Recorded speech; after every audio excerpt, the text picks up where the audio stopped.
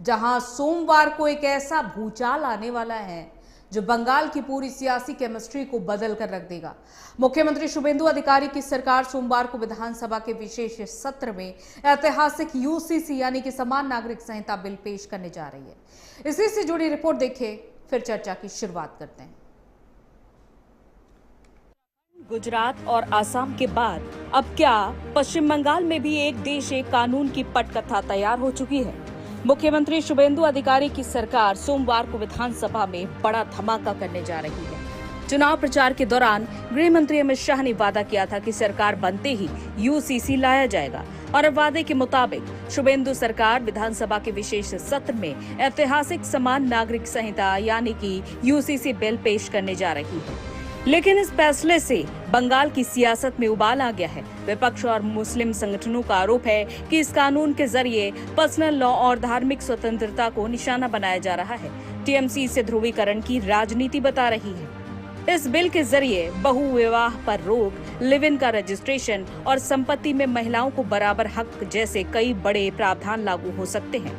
लेकिन देखना ये होगा कि इस राजनीतिक संग्राम में आगे क्या होता है। Bureau report, news watch India. तो आज हमारा सवाल ये बहुत सीधा है कि अगर देश एक है तो फिर कानून अलग क्यों? अगर हिंदू कोड बिल आ पाया था और हिंदुओं के कानून बदल सकते हैं तो फिर मुस्लिम महिलाओं को संपत्ति में बराबरी का हक, बहुविवाह से आजादी और गुजारा भत्ता मिलने पर दर्द आखिर क्यों हो रहा है? क्या तुष्टीकरण की राजनीति या फिर वोट खिसकने का डर इतना ज्यादा है कि समान कानून ना देश में लागू हो, लोगों को, खास तौर पर महिलाओं को समान अधिकार ना मिल सके, इतना ज्यादा डर है? बहुविवाह से आजादी और गुजारा भत्ता मिलने का जो दर्द महिलाओं को देखना पड़ता है, महिलाओं पर जो दर्द बीतता है, वो सिर्फ महिलाएं ही जानती हैं। क्या बंगाल की बेटियों को बराबरी का हक देना गुनाह है या फिर विपक्ष को सिर्फ अपने वोट बैंक खिसकने का डर सता रहा है? तो हमारे साथ मेहमानों का एक पैनल जुड़ रहा है और हम आपका तारुफ करा देते हैं। फिलहाल हमारे साथ बीजेपी नेता आशीष हांडा जी जुड़ चुके हैं, हम उनका स्वागत करते हैं। सर, स्वागत है आपका न्यूज वॉच इंडिया में। आशीष हांडा जी, क्योंकि अब देखिए विपक्ष तो हमारे साथ कुछ देर में जुड़ेगा, लेकिन सवाल आपसे ये भी है कि अभी हाल ही में चुनाव हुए, हाल में रिजल्ट के बाद सीधे यूनिफॉर्म सिविल कोड जैसा फैसला, क्या उससे पहले विकास, अपराध और मोर्चों पर सरकार को नहीं सोचना चाहिए था?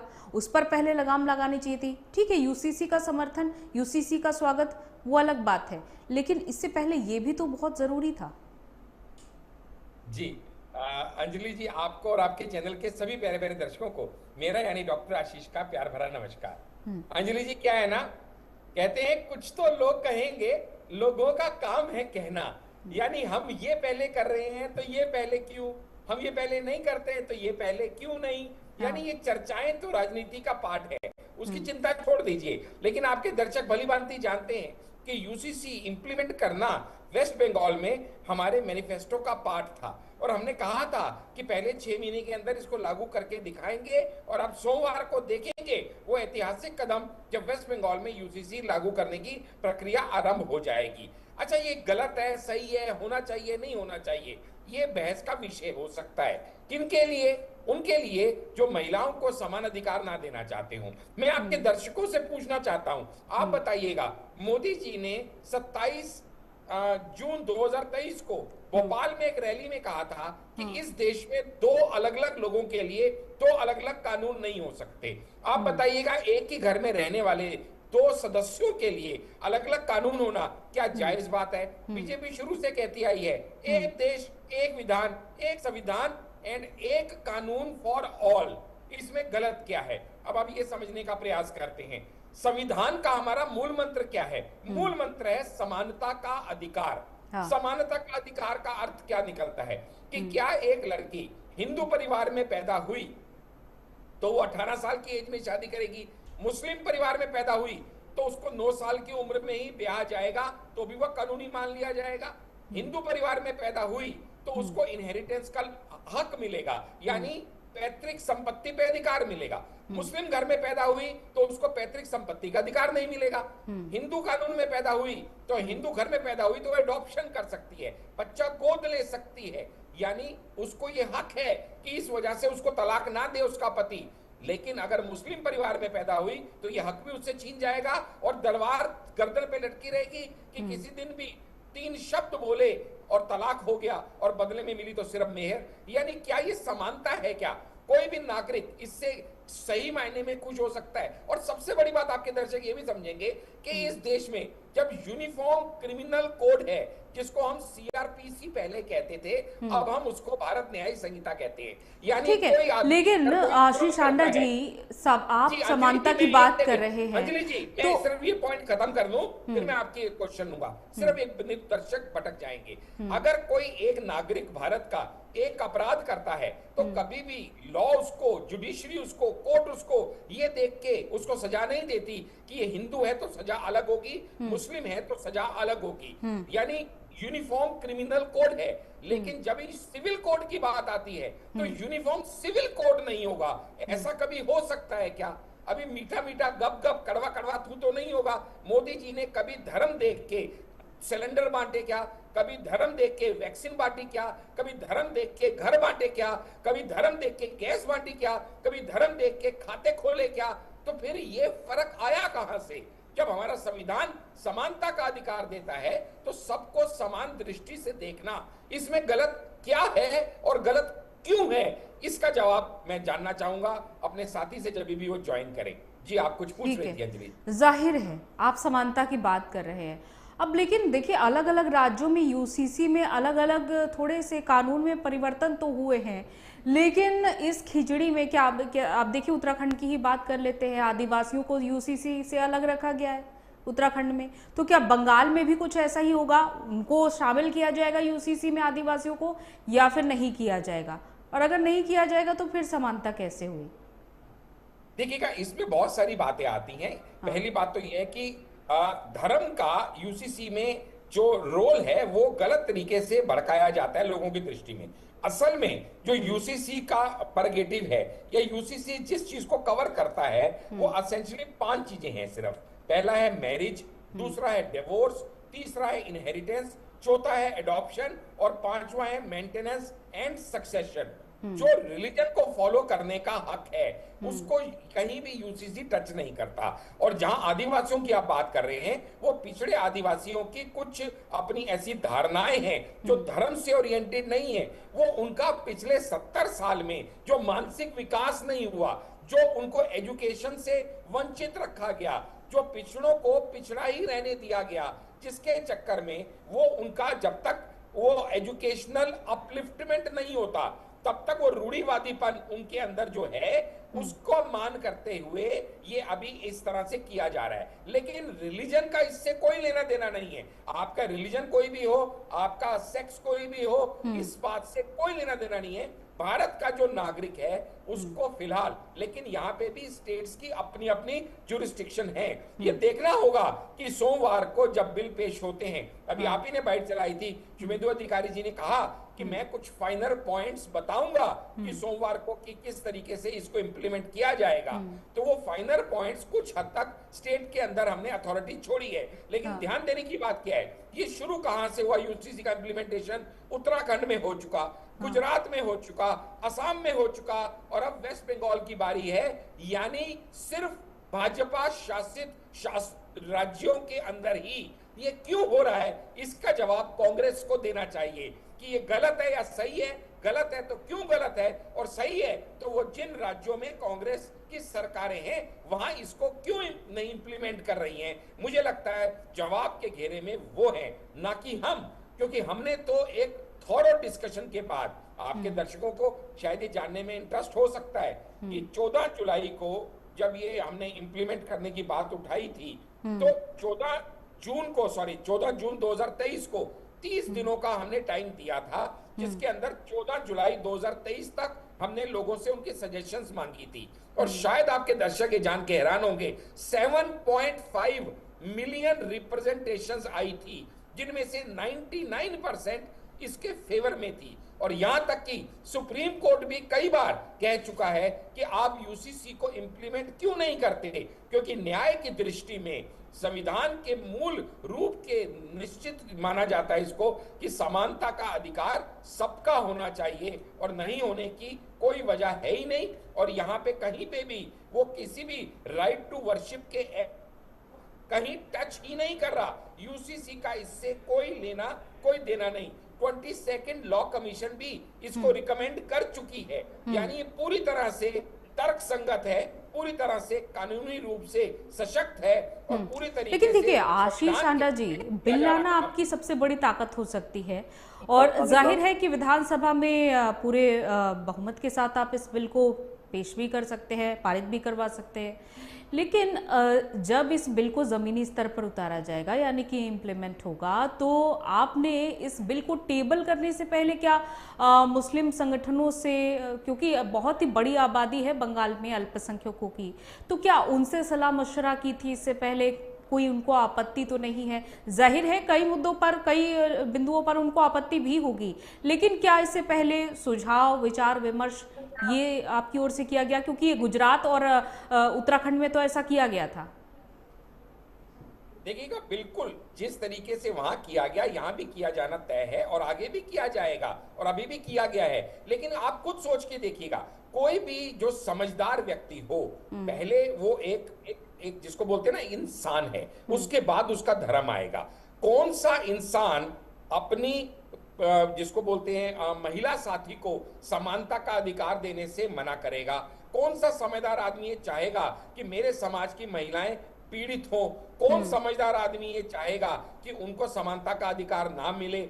लेकिन जब कुछ धर्म गुरु या धर्म के ठेकेदार कहें, जिनकी दुकानें इस चीज के ऊपर चलती हैं, जब उनकी दुकानों पे ताला लगेगा क्योंकि वो नहीं चाहते कि समानता का अधिकार सबको मिले, तो जायज है उनके पेट में दर्द होना तय है। लेकिन उससे फर्क नहीं पड़ता। मोदी जी का तो मूल मंत्र ही है सबका साथ सबका विकास। तो जब सबका विकास करना है, तो जब हमने वुमेन रिजर्वेशन बिल भी हम लेके आने के लिए प्रतिबद्ध हैं और जब हम महिलाओं सशक्तिकरण के ऊपर हम पूरी तरह से दृढ़ संकल्पी हैं, तो फिर कोई भी ऐसा कदम उठाना जहां पे समानता का अधिकार हो। आप सोच के बताइएगा, आज की डेट में it is not about just Muslim. अगर मैं कहूं कि सिख जो हमारे भाई हैं, उनकी मैरिज किससे गवर्न होती है? आनंद मैरिज एक्ट 1905। लेकिन सिख डिवोर्स किससे होता है? Hindu marriage act. अब कितनी विचित्र बात है ये कि शादी तो होगी आनंद मैरिज एक्ट 1905 में, लेकिन डिवोर्स होगा हिंदू मैरिज एक्ट में। ठीक इसी तरीके से और भी बहुत सारी भ्रांतियां हैं, जहां पे मैं आपको बताऊं कि Christian, Parsi, Jews, they are governed by Indian succession act 1925, but Muslims are governed by Muslim penal law Sharia act 1937। यानी आपको धर्म के हिसाब से अलग अलग एक्ट, अलग अलग लॉज आपके सिविल रूल को जज कर रहे हैं, जबकि क्रिमिनल कोड आपका सेम है। तो सिविल कोड सेम क्यों नहीं होना चाहिए? ये बहुत एक सिंपल सा लॉजिक है, जिसके वजह से ये यूनिफॉर्म सिविल कोड लाने की जरूरत समझी, सुप्रीम कोर्ट ने भी समझी, और इसीलिए अब उन्हीं गाइडलाइंस के ऊपर ये यूसीसी जो है वेस्ट बंगाल में आने जा रहा है, जिसमें मुझे लगता नहीं किसी को एतराज होना चाहिए। ठीक है, हमारे साथ इस बीच मुस्लिम स्कॉलर एडवोकेट शोएब सिद्दीकी जी भी जुड़ चुके हैं। उनसे भी उनकी राय ले लेते हैं कि यूसीसी को लेकर उनका क्या कुछ कहना है। शोएब सिद्दीकी जी, सबसे पहले तो आपका स्वागत है न्यूज़ वॉच इंडिया में। शोएब जी, आप तक हमारी आवाज पहुंच पा रही है? जी जी जी शोएब जी, क्योंकि यूसीसी की बात लंबे समय से आ रही है। मेन तो मुद्दा 2024 के लोकसभा चुनाव के समय में बीजेपी ने उठाया था और कहा था कि देश में एक कानून जल्द ही आएगा। हालांकि अभी तो अलग अलग राज्यों में से लाया जा रहा है। अब बंगाल की जब बारी है, तो क्या कहना है मुस्लिम समुदाय का, तमाम मुस्लिम संगठनों का? आपकी क्या राय है इस पर? देखिए मसला यहाँ पर देखिए है कि जब मुल्क आजाद हुआ था तो उस वक्त जो है हर मजहब को अपने हिसाब से जीने की आजादी थी। लेकिन आप देखिए कि कोई भी राज्य हो या मुल्क हो, कहीं ना कहीं किसी भी मामले पर बात आती है तो मुस्लिम को ही टारगेट किया जाता है। देखिए यूसीसी जो है गोवा में चल रहा है, गोवा में ऑलरेडी पहले तो था, लेकिन इस चीज को अपनाते हुए असम में आप देखिए उन्होंने लागू कर दिया। और प्लस जो है उत्तराखंड में चल रहा है। तो इसमें होता क्या, आर्टिकल 44 जो होता है उसमें ये कहा गया है कि आप जो है कोशिश करिए यूनिफॉर्म सिविल कोड लागू हो जाए, लेकिन जबरदस्ती ना करिए। ये नहीं आया कि आप जुर्म ढाइए, जबरदस्ती करिए, दबाव बनाइए, ऐसे सिस्टम बना दिए कि उनको लागू करना पड़ जाए, तो मैं समझता हूँ बेहतर नहीं है। एक सेकंड मुकम्मल कर लूं। उसका देखिए होता क्या है कि जो पर्सनल लॉ होता है सिर्फ मुस्लिम पर्सनल लॉ नहीं है। मुस्लिम पर्सनल बोर्ड जो होता है वो हर मजहब पे अपने साथ तख्तियार में होता है। जैसे भी भाई साहब ने बोला कि सरदार की शादी ऐसी होती, तलाक तो ये होता, उससे मतलब नहीं। देखिए उसमें होता क्या, मुल्क आजाद होने के बाद आपको मेरी आजादी है, हम अपने हिसाब से जिए। और खासतौर मुस्लिम की जहां तक बात आप कर रहे हैं तो जाहिर सी बात है मुस्लिम को सवाल नहीं पता होता कि हो जाए, लेकिन आप अब से का कानून बना देंगे तो हम फॉलो करेंगे, मेरी मजबूरी है। लेकिन आप ये बताइए कि हमारे जो मुस्लिम लॉ है, आप बच्चों को ले लिए, हम मुस्लिम में जो है गोदनामा नहीं है। आप किसी बच्चे को अब आप कहेंगे जब आप कानून बना देंगे कि नहीं आप गोद दे सकते, कैसे इस्लाम हट जाए? हमारे वहाँ कुरान मजीद शरीयत से ही हमारे वहाँ चीज चलती है। तो आप जब इस चीज को लागू कर देंगे तो मेरी मजबूरी हो जाएगी मानना, तो हम शरीयत से अलग हट हो जाएंगे। अच्छा, आपको क्या वो तमाम महिलाएं नहीं दिखती हैं? आपको क्या वो तमाम महिलाएं नहीं दिखती हैं चीखते हुए कोर्ट में हाजिरी लगाते हुए? चाहे वो शाहबानो केस की बात कर ले, चाहे शाहरा बानो केस की बात कर ले। उसके बाद सुप्रीम कोर्ट ने भी कहा कि देश में तो समान कानून लागू होना चाहिए। तो फिर आखिर एक तबके को इतना विरोध क्यों कर रहा है? महिलाओं के अधिकार क्यों छीने जाते हैं एक तबके की तरफ से? देखिए जहां तक ये बात है तो ये मुसलमानों को बदनाम करने की कोशिश की जा रही है, क्योंकि मुसलमानों में औरतों को बहुत बड़ा मर्तबा दिया गया है। हमारे वहाँ मैंने आपको एग्जाम्पल दिए ना, मैंने आपको शोएब सिद्दीकी साहब, मैंने आपको एग्जाम्पल दिए दो ऐसी महिलाओं के। ऐसे तो न जाने कितनी महिलाएं होंगी जो अपनी आवाज नहीं रख पाई। देखिए अंजलि जी, ऐसे तो दुनिया में हर मजहब में औरतें परेशान हो रही है, कहाँ तक देखा जाएगा। अब याद देखिए लखनऊ इतना बड़ा कांड हो गया, उसके बाद एक्शन लिया गया। अगर ये एक्शन पहले लिया होता तो किसी घर के चिराग ना खामोश होते। देखिए मैं आपको बता रहा हूँ, जैसे लोग बदनाम करते कि मुसलमान में औरतों को मर्तबा नहीं है, मुसलमान में जितना। देखिए यहाँ बात बदनामी की नहीं है ना शोएब सिद्दीकी साहब, यहाँ बदनामी की बात नहीं है। आपने तो नहीं ठीक है, आपके देखिए आपका सम्मान किया जाता है, हर एक मुद्दे पर आपकी बात भी उठाई जाती है, लेकिन जब बात महिलाओं के अधिकार की आती है, अब देखिए तलाक बिद्दत के माध्यम से 3 बार तलाक बोलकर तलाक दे देना, फिर वो महिला कहाँ जाएगी, क्या करेगी, इस बारे में तो आपको कोई विचार ही नहीं रहता है। और वो महिला दरवाजा खटखटाती रह जाती है अपने पति की चौखट का। तो इससे फिर कैसे हो गई आपकी तरफ से समानता? आप कह रहे हैं कि महिलाओं को बहुत सम्मान दिया जाता है। देखिए कुछ मामले हर मजहब में होते हैं। होता क्या, सिर्फ टारगेट पर मुसलमान को करने के बाद मुसलमान की कमियों को तलाशा जाता है। ट्रिपल तलाक का मामला आया था, हमने भी लब्बैक कहा, सबने लब्बैक कहा कि बात सही है, तलाक में कमी आई है, लोग उस तरह जुल्म नहीं ढा रहे। लेकिन यूनिफॉर्म जो कोर्ट आज देखिए जो यूसीसी है, इसमें बड़ी दिक्कतों का सामना करना पड़ा। मैंने आपको मिसाल दे दी। जैसे मैं आपसे एग्जांपल सुनना चाहूंगी कि क्या दिक्कतें होने वाली हैं। आज दिक्कतें होने वाली, जैसे हमारे यहाँ वसीयत आप नहीं कर सकते हैं। आज वसीयत एक आम धारणा बनी हुई है, मुस्लिम में वसीयत है ही नहीं, उसका गोदनामा है ही नहीं। इस्लामी तो बता रहा हूँ, हम किसी बच्चे को गोद लेके अपना नाम नहीं दे सकते हैं, हम गार्जियन बन सकते हैं, लेकिन शोएब सिद्दीकी एडवोकेट किसी औलाद नहीं दे सकते। अगर उसको अपना नाम दे देंगे तो जिसकी वो औलाद है उसकी माँ को गाली पहुंचेगी। तो यूनिफॉर्म को आप किसी मजहब थोड़ा खेल सकते, मजहब से आप। हमारा शरीयत जो दुनियावी बात सुना हमारे कुरान से चल रही है, तो उसको हम बदल नहीं सकते किसी कीमत पर। लेकिन अगर आप जबरदस्ती नाकिस कर देंगे तो मेरी मजबूरी बन जाएगी, लेकिन मैं अल्लाह की बारगाह में गुनहगार नहीं होगा। तो मैं समझता हूँ कि आप बताइए 22 राज्य इस टाइम बीजेपी के हाथ में है, 23 राज्य है, सब में तो लागू हो जाना चाहिए था। इसका मतलब यह है कहीं ना कहीं लोग नाराज है इससे। आप डिक्टेटरशिप हावी करना चाहते हैं हिटलर की तरह, तो मजबूरी बन जाता है। आप किसी मजहब पे हमको आर्टिकल 44 क्या कह रहा है? कह रहा है कि आप जो है कोशिश करिए लागू हो जाए, जुल्म ना करिए, जबरदस्ती ना थोपिए।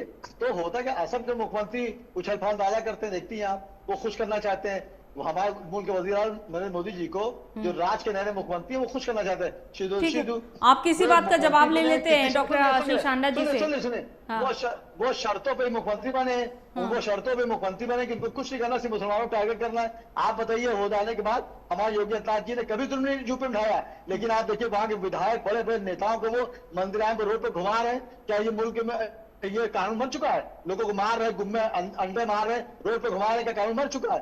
तो इस तरह का वो खुश करने को कोशिश में लगे हैं मुल्क के वज़ीर आज़म नरेंद्र मोदी जी को। लेकिन मोदी जी ने कभी अच्छी बात नहीं करी। उन्होंने 2014 में दिल्ली से बात कही थी कि हमको मुसलमानों ने भी वोट दिया तब मैं मुल्क का वज़ीर आज़म बनाऊं। लेकिन शुभेंदु जी पहले कांग्रेस में थे, फिर टीएमसी में ममता के साथ रहे। लेकिन होता क्या है ना कि जब नदी में बाढ़ आती है तो बड़े में जो पेड़ होते हैं उसमें पंछी पहले उड़ के भाग जाते हैं, जबकि वो भूल जाते हैं कि इसी तालाब में पानी सब जी रहे थे। तो ये छोटी हरकतें हैं। सिर्फ आप टारगेट देखिए तो इसी एक समुदाय जो मुसलमान है उसको टारगेट बनाया जा रहा है। ये अल्पसंख्यक छोड़ दिया थी, सिर्फ मुसलमान को टारगेट किया जा रहा है। मैं आ सकता हूं? ठीक है, ठीक है, ठीक है। अब आपकी बात का जवाब ले लेते हैं। आशीष आंडा जी बहुत देर से कुछ कहना विचार है जी। आशीष जी। जी जी जी, मैं अपने लर्नेड फ्रेंड से एक सवाल पूछना चाहता हूं कि क्या ऐसा हो सकता है क्या कि मतलब एक ही घर में दो भाइयों के लिए अलग अलग कानून हो? बात नंबर एक, क्या आप भी इंडियन हैं, हिंदू भी इंडियन है, मुस्लिम भी इंडियन है, दोनों को अलग आंख से देखना, क्या धर्म के हिसाब से भेदभाव करना हमारा संविधान इसकी आज्ञा देता है क्या? बात नंबर एक। बात नंबर दो, जो इनके आने से पहले मैंने आपसे कहा था, ये आज यहाँ पे कह रहे हैं हमारा धर्म, हमारी शरीयत के हिसाब से हम चलेंगे। ठीक है, मैं आपकी बात मानता हूं, आप धर्म का अपना मान सम्मान कीजिए, कोई दिक्कत नहीं है। पर आप ये बता दीजिए, देश पहले या धर्म पहले? पहले देश का संविधान चलेगा या आज इस देश को आप शरीयत कानून से चलाना चाहते हैं, या देश के संविधान से ये देश चलेगा? तीसरी बात, जब ये कहते हैं कि भाई हमें जो है शरीयत का कानून पसंद है, तो इनसे पूछिए कि अगर शरीयत के कानून में किसी गलत काम करने वाले को पत्थरों से मार मार के मार देने का प्रावधान है, तो आज क्या ये उसको भी लागू करना चाहेंगे कि अगर कोई मुस्लिम भाई गलत काम करते पकड़ा जाए तो उसको तब तक पत्थरों से मारा जाए जब तक कि उसकी जान ना निकल जाए? यानी जब आपको अपने ऊपर कोई, जिसको बोलते हैं ना, आपको पनिशमेंट लेनी है, तब तो आप यूनिफॉर्म क्रिमिनल कोड लागू करने में इनको कोई इतराज नहीं कि भी आईआरपीसी क्यों है, सीआरपीसी क्यों है, बीएनएस क्यों है, कोई दिक्कत नहीं। लेकिन क्या है कि जब जिंदगी जीने की बात आए तो हम अपने शरिया के कानून के हिसाब से चलेंगे। नहीं भाई साहब, भारत का हर नागरिक भारत के संविधान के हिसाब से चलेगा। और दूसरी बात इन्होंने जो यहाँ कहने का प्रयास किया वो ये था कि हम पे जबरदस्ती थोप दिया जाएगा। भाई साहब, इस देश के कानून कैसे बनते हैं? देश के कानून बनते हैं पार्लियामेंट के अंदर। पार्लियामेंट में कौन कानून बनाता है और कैसे बनाता है? वहां पे एमपीज कानून बनाते हैं, मेंबर ऑफ पार्लियामेंट, और प्रॉपर वोटिंग के माध्यम से होता है। मेंबर ऑफ पार्लियामेंट कौन होता है? मेंबर ऑफ पार्लियामेंट जनप्रतिनिधि होता है, जिसको आप और मैं चुन के भेजते हैं। अब 140 करोड़ लोग तो कोई कानून बना नहीं सकते। तरीका ये होता है कि 140 करोड़ लोग अपने 20-20, 25-25 लाख की जो कॉन्स्टिट्यूएंसी है उनमें से एक एक एमपी चुनते हैं। वो एमपी उन 20-25 लाख का प्रतिनिधित्व करता है और वो एमपी वहां पे बैठ के 550 एमपी एक कानून बनाते हैं। तो ये जबरदस्ती बनाया हुआ कानून कैसे हो गया? थोपा हुआ कानून कैसे हो गया? भाई साहब, बहुत सी बातें ऐसी हैं जो किसी को पसंद आएंगी लेकिन किसी को पसंद नहीं आएंगी, इसमें कोई दिक्कत की बात नहीं। जब हिंदुस्तान के अंदर हिंदुओं की रूढ़िवादी सोच को बदला गया था, दहेज प्रथा के खिलाफ कानून बना था, सती प्रथा के खिलाफ कानून बना था, बाल विवाह के खिलाफ कानून बना था, तो बहुत से हिंदू पंडितों की दुकानें भी बंद हुई थी, हिंदू समाज के ठेकेदारों की दुकानों पे भी ताले लगे थे। लेकिन इसके बावजूद भी समाज की भलाई के लिए वो सभी कानून बनाए गए ठीक इसी तरीके से। और यहाँ पे सवाल हिंदू मुसलमान का है ही नहीं, जिस तरह से नैरेटिव रचने का प्रयास कर रहे हैं। मैंने कहा this is not about Hindu and Muslim, this is about Indians as a whole. फिर चाहे उसके अंदर क्रिश्चियन मैरिज एक्ट को डिसॉल्व करना पड़े, चाहे पारसी मैरिज एक्ट को डिसॉल्व करना पड़े, चाहे मुस्लिम मैरिज एक्ट को डिसॉल्व करना पड़े, सबके लिए एक ही कानून बनेगा। फिर चाहे वो धर्म में कुछ भी हो, क्योंकि हमारा संविधान धर्म के हिसाब से अलग अलग तरीके की जिंदगी जीने की परमिशन तो देता है, लेकिन rights and duties and privileges are common for all. जब आपको धर्म पूछ के सिलेंडर नहीं दिए गए, धर्म पूछ के घर नहीं दिए गए, धर्म पूछ के जनधन खाते नहीं खोले गए, धर्म पूछ के कोरोना की वैक्सीन नहीं दी गई, जब वहां पे समानता का अधिकार था, तब तो आपने नहीं कहा कि भैया हमारे यहाँ तो खैरात लेना गलत माना जाता है, हमें फ्री में क्यों दे रहे हो, हमसे पैसे ले लो, हम तो खैरात नहीं लेंगे, हमारे तो धर्म के खिलाफ है। तब तो ये दिक्कतें नहीं आई। लेकिन आज जब आपके समाज की महिलाओं को समानता का अधिकार देने का प्रयास किया जा रहा है, उन पीड़ित महिलाओं को आपके साथ खड़े होने का अधिकार दिया जा रहा है, क्यों भाई, क्यों महिलाओं की, मुस्लिम महिलाओं को इनहेरिटेंस में नई राइट मिलना चाहिए?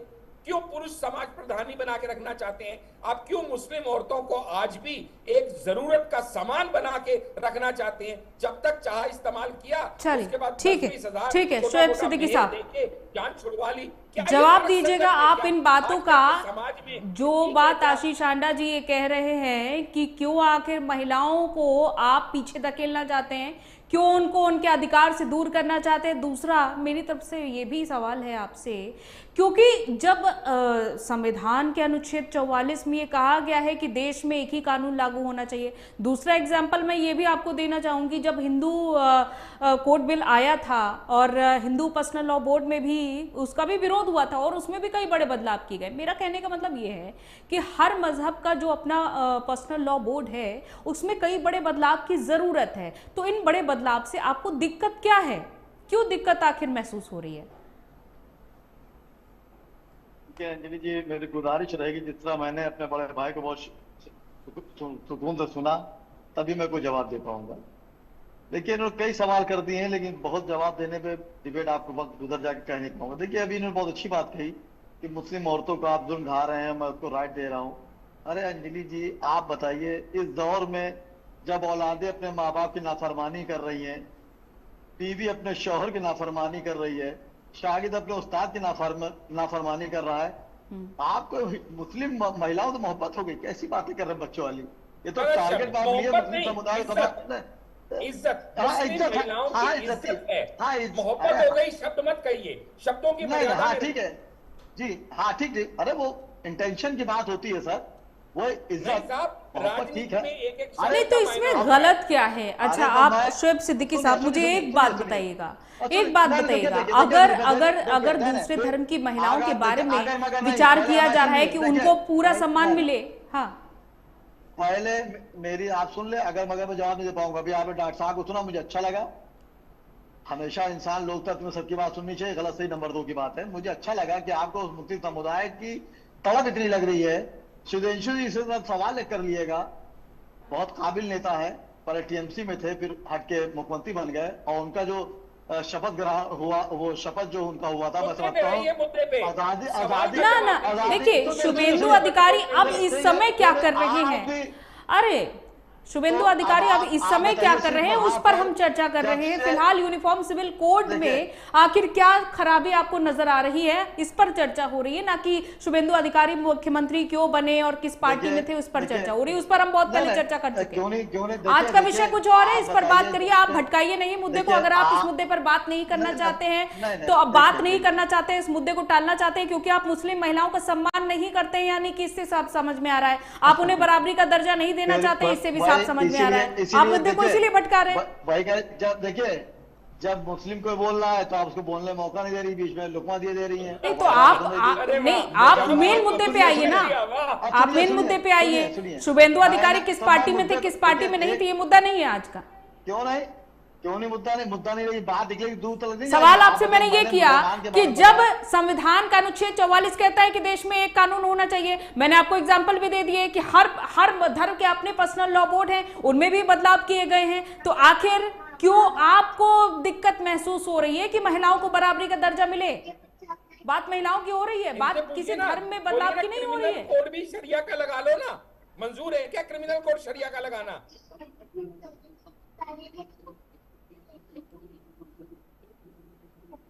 शोएब सिद्दीकी साहब